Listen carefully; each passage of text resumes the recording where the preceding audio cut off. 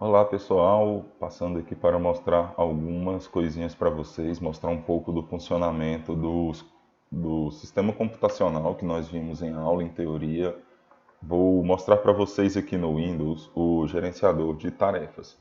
Tem um atalho que você pode apertar Ctrl Shift e ESC e ele vai abrir esse gerenciador de tarefas. Aqui no meu caso eu só estou com a Power Hack aberto. Esse Power Hack aqui é o aplicativo que eu uso para gravar as aulas. Você também pode abrir ele pela barra de pesquisa. Basta você digitar gerenciador de tarefas, ele vai aparecer aqui. E aqui você tem que abrir essa opção aqui de mais detalhes. É que ele vai mostrar alguns processos que estão abertos durante o funcionamento do computador. E o que nós vamos olhar é que em desempenho. Lembra que mencionei que o nosso processador ele é chamado de CPU? Então aqui ele mostra algumas utilizações da CPU.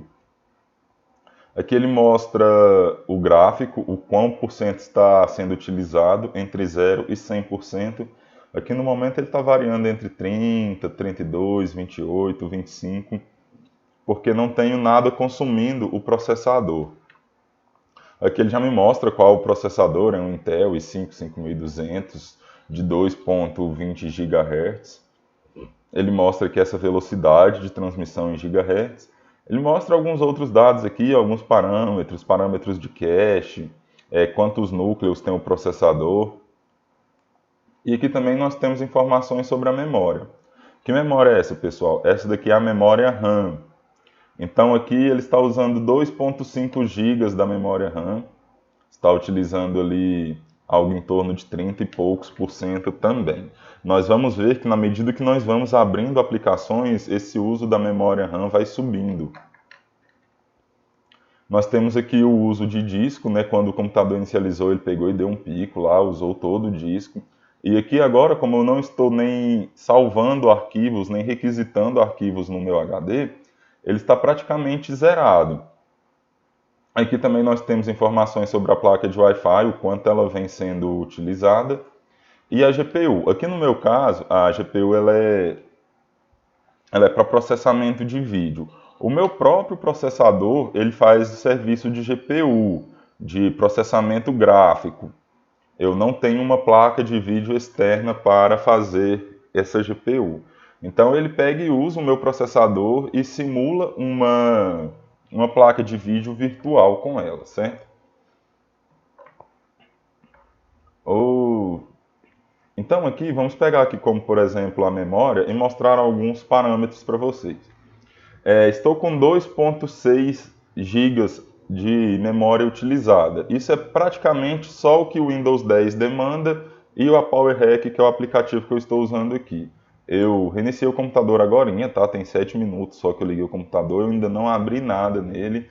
E agora vamos ir abrindo algumas coisas aqui para pesar e encher a memória RAM.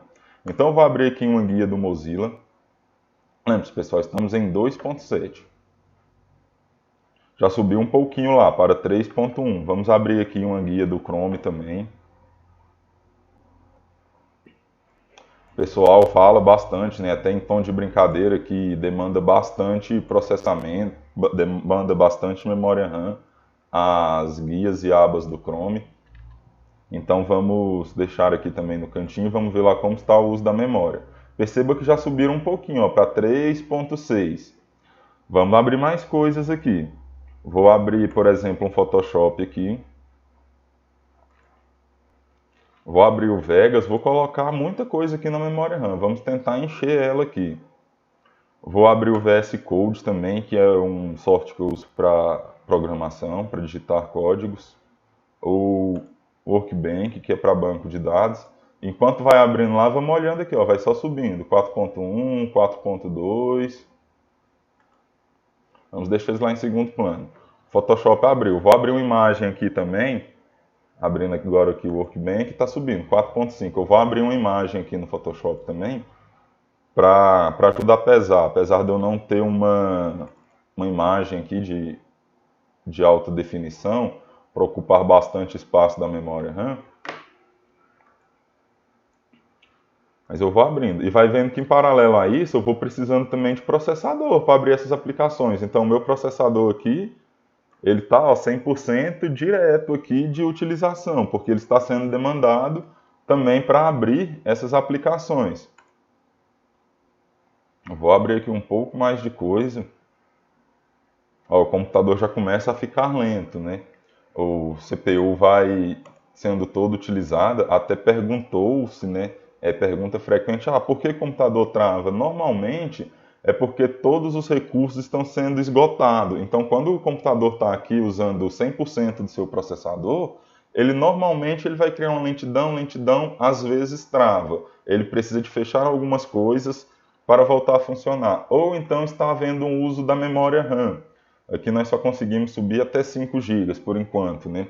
Mas quando você topa essa capacidade máxima, você trabalha no limite dos seus recursos, ou seja, o seu sistema computacional ele está demandando mais do que a capacidade dos seus recursos, acontece um gargalo e aí o computador trava, ele não consegue mais.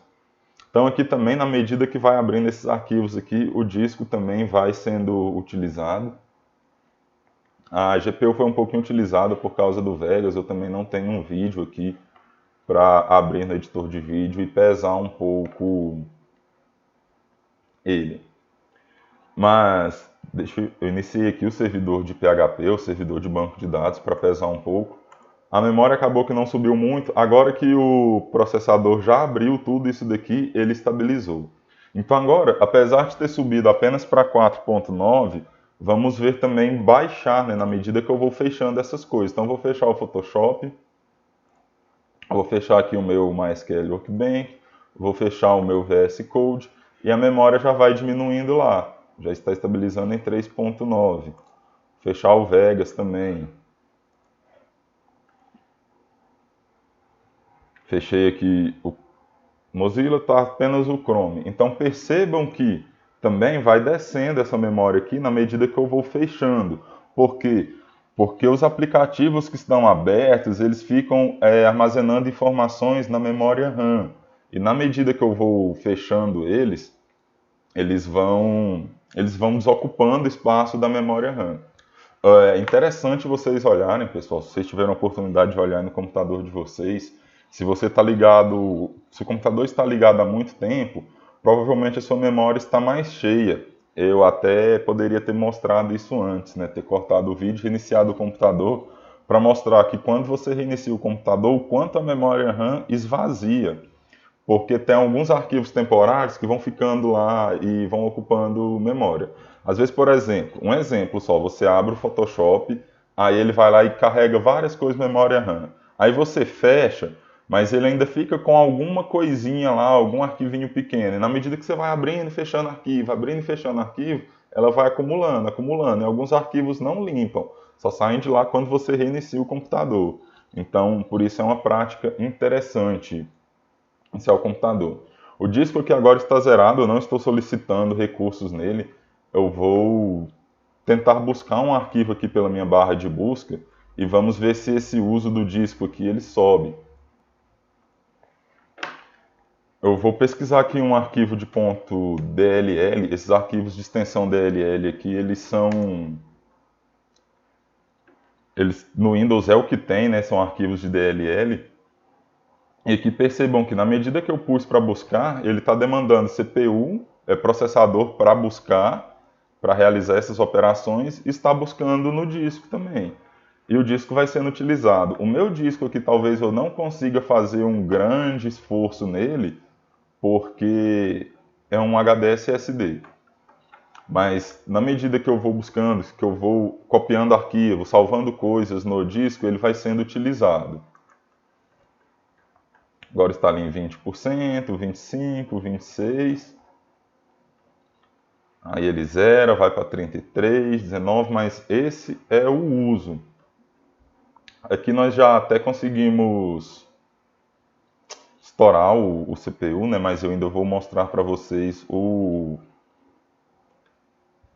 softzinho lá para gerar um teste de estresse no processador.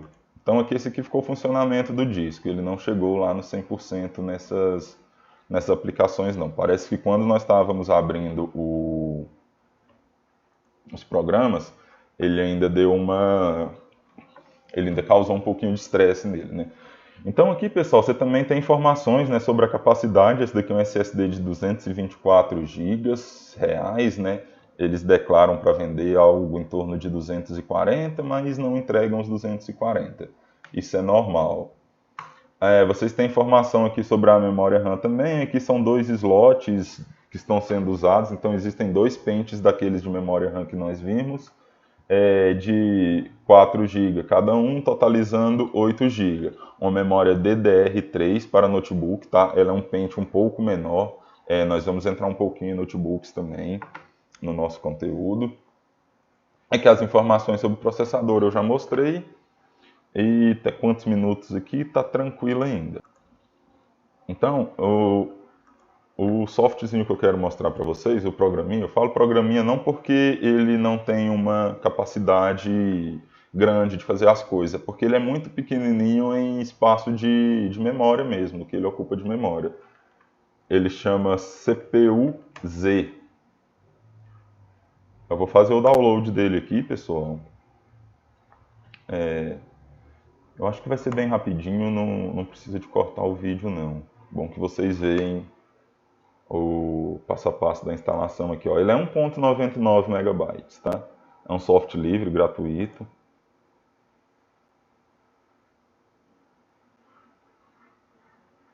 Coloquei para baixar 2 vezes, né?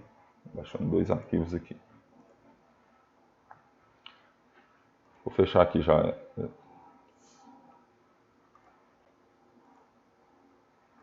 Essa guia do Chrome aqui, eu vou fechar tudo e vou lá na minha pasta de downloads, que já está lá o instalador desse aplicativo. Então tá aqui CPU-Z, a instalação dele também é bem simples, é bem rápida. Tem os termos de licença aqui, se você se interessar por ler.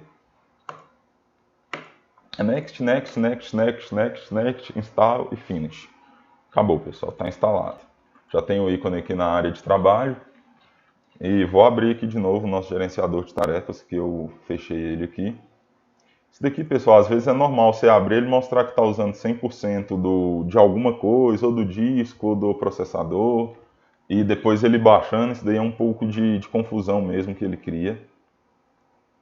Mas vou deixar ele por enquanto. Então esse CPU-Z aqui também, ele traz muita informação sobre a sua máquina. Então aqui, ó, conforme nós já tínhamos visto lá que o nosso processador da máquina aqui utilizada é um Intel i5 5200, aqui ele mostra isso também. Mostra, por exemplo, a voltagem que está trabalhando o processador. Ele mostra informações até um pouco mais detalhadas do que o próprio gerenciador de tarefas do Windows, em questão do processador. Ele mostra aqui algumas informações da memória cache do processador. Ele mostra informações sobre a placa-mãe também. A placa-mãe é um assunto de interesse nosso. Nós vimos um pouco também sobre placa-mãe. Aqui é uma placa-mãe da Samsung. Aqui ele traz o modelo da placa-mãe para mim. Me dá algumas informações a mais sobre ela. Ele traz aqui informações sobre a memória, que nós também vimos aqui, né?